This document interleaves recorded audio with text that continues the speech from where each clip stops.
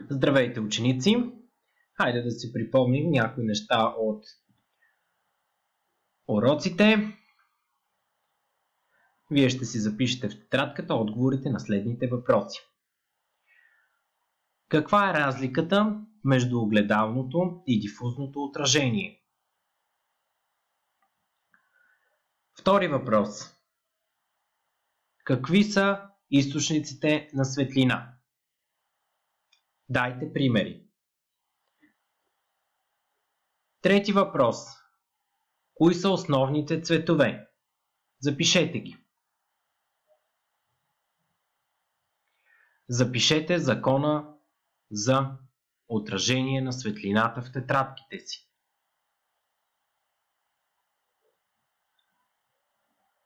Начертайте пречупването на светлината в тетрадките си и означете на чертежа всичко. Време за работа 10-12 минути. Успех! Надявам се, вече сте приключили с отговорите на въпросите. В края на видеоурока ще кажа кои ученици да ми изпратят като снимка отговорите на въпросите, които поисках. Продължаваме с следващия урок. Това е светът на цветовете. В този урок ще се научим как телата, които не са източници на светлина, получават своят цвят. Записваме, повтарям, заглавие за днес: светът на цветовете. Първа точка: цветни филтри.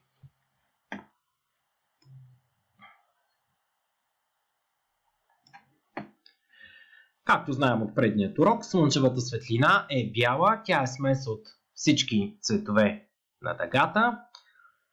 Лазерите и светодиодите излъчват едноцветна светлина. Припомняме от преди няколко урока.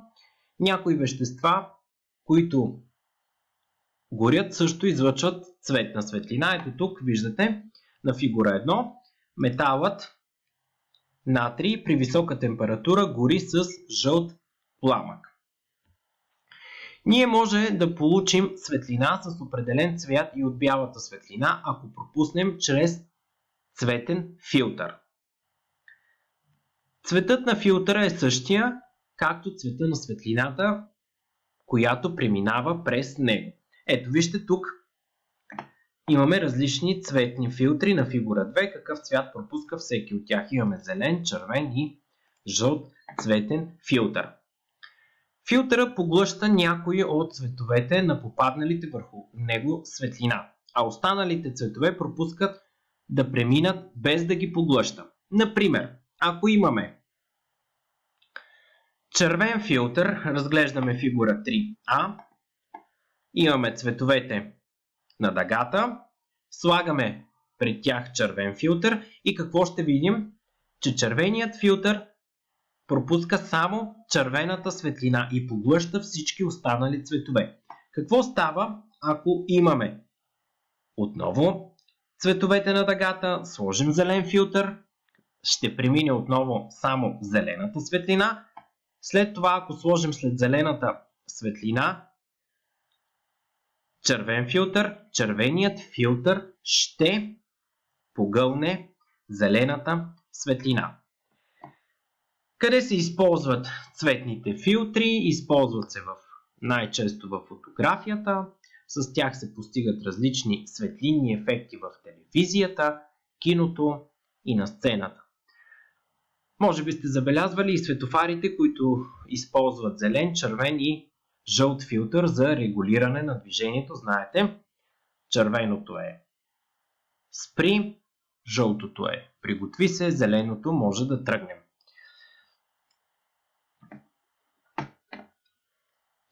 Следваща точка, записваме цветът на телата.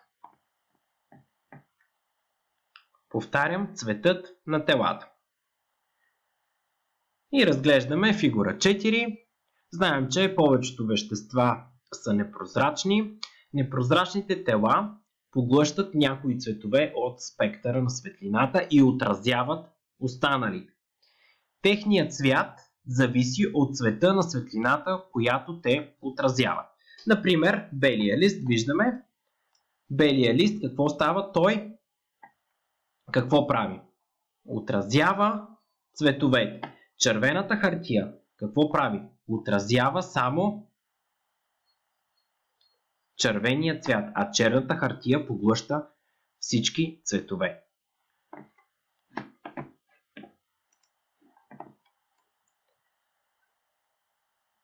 И може да си запишем няколко неща, че белите тела отразяват добре всички цветове. Белите тела отразяват добре всички цветове. Второ, цветните тела отразяват само частично. Техният цвят се определя от цвета на светлината, която те отразяват. Повтарям, цветните тела отразяват само частично. Техният цвят се определя от цвета на светлината, която те отразяват. И трето, черните тела поглъщат светлината почти изцяло. Черните тела поглъщат светлината почти изцяло. И последна точка ще разгледаме кога телата променят цвета си. Кога телата променят цвета си. И разглеждаме фигура 5.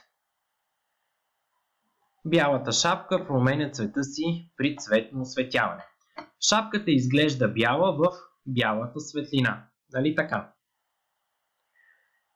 Ако обаче осветим бялата шапка с синя светлина, тя отразява само синята светлина. Самата шапка не може да излъчи бяла светлина. Тя само отразява лъчите, които падат върху нея. Затова, когато се освети с синя светлина, бялата шапка изглежда синя.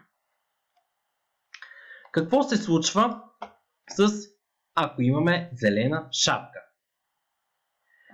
Шапката от фигура 6 разглеждаме, може да се отразява само зелена светлина. Затова, когато осветим с бяла светлина, тя изглежда зелена. Ето тук фигура 6а. Обаче, ако осветим шапката с синя или с червена светлина, тя ще погълне тази светлина. Тъй като няма зелена светлина, която да отразява, шапката ще изглежда черна. И нещо много интересно в този урок. Цветната слепота какво представлява? Цветната слепота е дефект на човешкото зрение, който се изразява в неспособността да се разграничават определени цветове или всички цветове. Човек с такъв дефект вижда по различен начин изображенията от фигура 7 в сравнение с хора с нормално зрение. Да направим едно упражнение в тетрадките, нека всеки да запише тия 6 числа, които са дадени на фигура 7.